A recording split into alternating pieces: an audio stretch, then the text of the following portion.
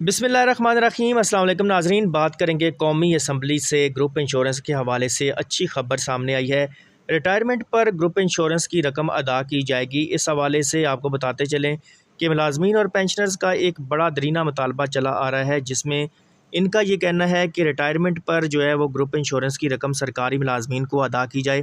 जबकि गवर्नमेंट की जानिब से जो पॉलिसी बनाई गई या जो एक्ट है 1969 का, उसमें ये दर्ज है कि सरकारी मुलाजमीन अगर इन सर्विस फ़ौत हो जाते हैं या रिटायरमेंट के 5 साल के अरसे में फ़ौत होते हैं तो उनको ग्रुप इंश्योरेंस की रकम अदा की जाएगी, यानी कि उनके लवाहिकीन को ये रकम मिलती है।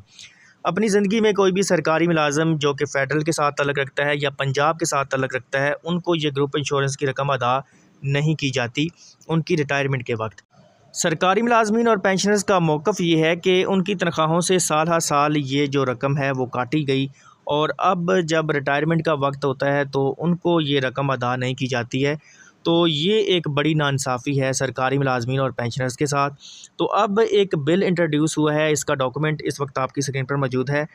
बिल के मतन के हवाले से अगर देखा जाए तो यहाँ पर उन्होंने ये बताया है, फेडरल एम्प्लॉयज़ बेनवोलेंट फ़ंड और ग्रुप इंश्योरेंस एक्ट 1969 और एक्ट नंबर 2 ऑफ 1969, इसको जो है वो अमेंडमेंट की ज़रूरत है। इसमें क्या अमेंडमेंट की जा रही है तो उस हवाले से आपको बताते हैं। पॉइंट नंबर 1 है शॉर्ट टाइटल एंड कमेंसमेंट। इसकी क्या होगी? दिस बिल में be called the federal employees benevolent fund and group insurance amendment bill 2024, यानी कि ये जो बिल है उसको अमेंडमेंट बिल 2024 का नाम दिया जाएगा। पॉइंट नंबर 2 में अगर देखें तो यहाँ पर इन्होंने ये बताया है amendment of section 13 act 2 of 1969, यानी कि 1969 का जो एक्ट है उसके सेक्शन नंबर 13 में जो है वो अमेंडमेंट की जा रही है। और ये जो अमेंडमेंट है वो क्या है कि जो दफ़ा नंबर 5 है उसके साथ एक दफ़ा नंबर 6 का जो है वो इजाफ़ा किया जाएगा। और federal employees benevolent fund group insurance act 2024 के आगाज़ पर या इसके बाद जब कोई रिटायर होगा मुलाज़म तो उसको ग्रुप इंश्योरेंस की रकम अदा की जाएगी। ये मौक़िफ़ है, इसमें बिल में भी यही मौक़िफ़ अपनाया गया है कि जो सरकारी मुलाजमीन रिटायर होते हैं उनको रिटायरमेंट के वक्त ग्रुप इंश्योरेंस की रकम यकमुश्त अदा की जाए। जैसा कि इससे पहले मैं बता चुका हूं कि ग्रुप इंश्योरेंस के हवाले से जो मौजूदा कानून है उसके मुताबिक ग्रुप इंश्योरेंस की रकम ऐसे मुलाजमीन को अदा की जाती है जो कि इन सर्विस फ़ौत हो जाते हैं या रिटायरमेंट के 5 साल के अरसे में फ़ौत होते हैं। तो अब इसको ख़त्म करके रिटायरमेंट के वक्त तमाम मुलाजमीन को ग्रुप इंश्योरेंस की रकम अदा करने के हवाले से जो है वो अमेंडमेंट करने का या तरमीम करने के जो है वो सिफारिश की जा रही है।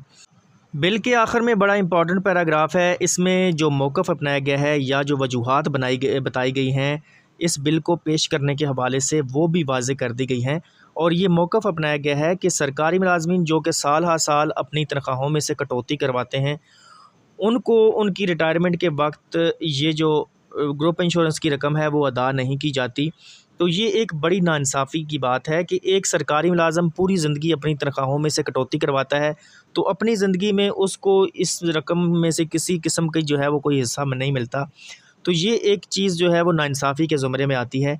तो इस वजह से ये करार दिया गया है कि जितने भी सरकारी मुलाजमीन रिटायर हों उनको रिटायरमेंट के वक्त यकमुश्त ये रकम अदा कर दी जाए। तो चीज़ें जो हैं वो पॉजिटिव वे में जा रही हैं। कौमी असम्बली में बिल पेश कर दिया गया है ग्रुप इंश्योरेंस की यकमुश्त अदायगी के हवाले से, और इस्लामाबाद हाई कोर्ट की जानिब से 13 नवंबर की हेयरिंग है इसी केस के हवाले से ग्रुप इंश्योरेंस में, जिसका मौक़िफ़ जो सरकारी मुलाजमीन ने अपनाया है वो भी सेम है कि उनको उनकी रकम जो है यानी कि ग्रुप इंश्योरेंस की रकम रिटायरमेंट के वक्त यकमुश्त अदा की जाए। तो उम्मीद ये की जा रही है कि बहुत जल्द सरकारी मुलाजमीन पेंशनर्स को बड़ी खुशखबरी मिलेगी ग्रुप इंश्योरेंस के हवाले से। तो नाज़रीन, ये थी आज की अपडेट। उम्मीद है कि आपको ये अपडेट पसंद आई होगी। अल्लाह हाफ़िज़।